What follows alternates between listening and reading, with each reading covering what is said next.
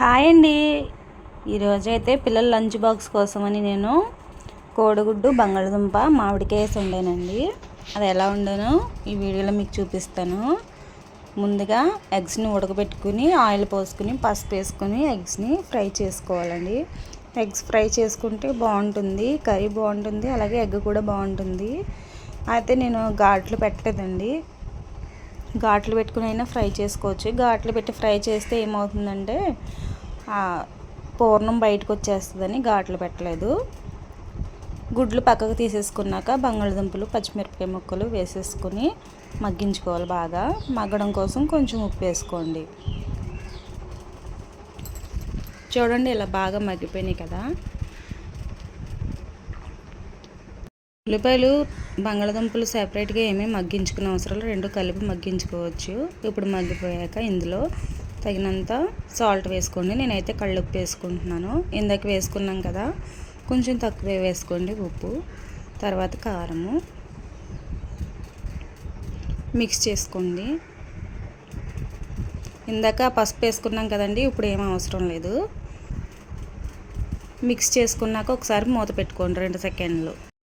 ఇప్పుడు మూత తీసుకొని వాటర్ పోసేసుకుందామండి. వాటర్ పోసుకొని మనం ఫ్రై చేసి పక్కన పెట్టిన ఎగ్స్ కూడా వేసేసుకుని ఉల్లిపాయ ముక్క ఉడికాక మామిడి ముక్కలు వేసుకుంటే చాలా ఈజీగా కోడిగుడ్డు బంగాళదుంప కర్రీ తయారైపోతుంది. ఈరోజు మీ పిల్లల కోసం ఏం కర్రీ చేశారో కామెంట్ చేయండి. ఇలా వండితే కర్రీ అయితే చాలా బాగుంటుంది. ఒకసారి మీరు కూడా ట్రై చేయండి. హాయ్ అండి, ఇదైతే మా చెట్టు వంకాయ విత్తనాలు అయితే కట్టాము. అయితే ఈ విత్తనాలు కట్టాం కదా, ఇప్పుడు ఈ గింజలు ఎలా తీయాలో మీకు చూపిస్తాను. ముందు కాయని 4 పలకల కింద కోసుకుని ఇప్పుడు గింజలు మనకు బయటకు వస్తాయండి. వాటిని ఇలా చేతితో తీసుకోవాలి.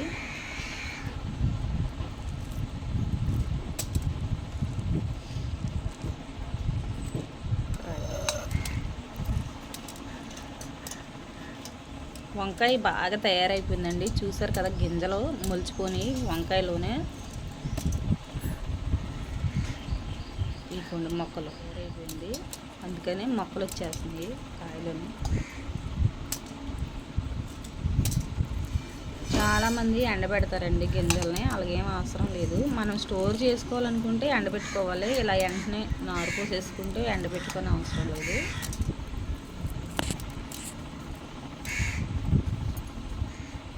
అయితే గింజలు స్ట్రాంగ్గా ఉండాలి.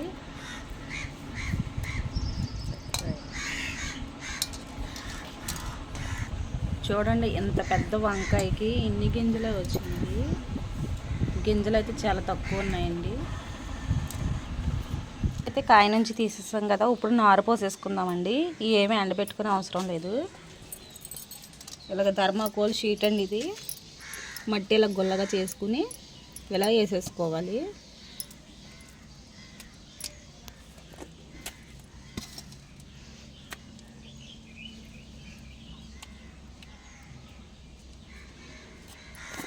గింజలు వేసేసుకున్నాం కదండి, మట్టి పైపైన కప్పెట్టుకోవాలి.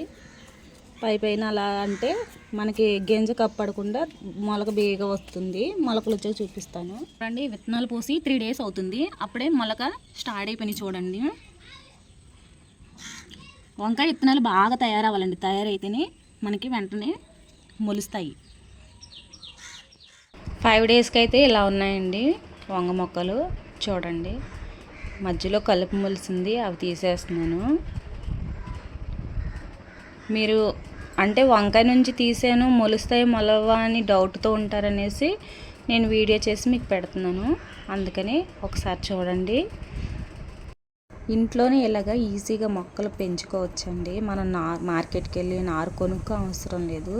మనం మార్కెట్ నుంచి తెచ్చిన వంకాయలు ఏమైనా ముదురు వంకాయలు ఉంటే ఇలా విత్తనాల కింద జల్లుకోవచ్చు. ఒకసారి ట్రై చేయండి. ట్రై చేసి మీకు మొలిచిన లేదో నాకు కామెంట్ చేయండి. కాయలు కూడా చాలా బాగా కాస్తాయి. మనం కిచెన్ వేస్టేజ్ చేసుకుంటే బాగా కాస్తాయండి. ఇవైతే ఎండుమిర్చిలోని విత్తనాలన్నీ మిరప విత్తనాలు కూడా మొలిచిపోయి.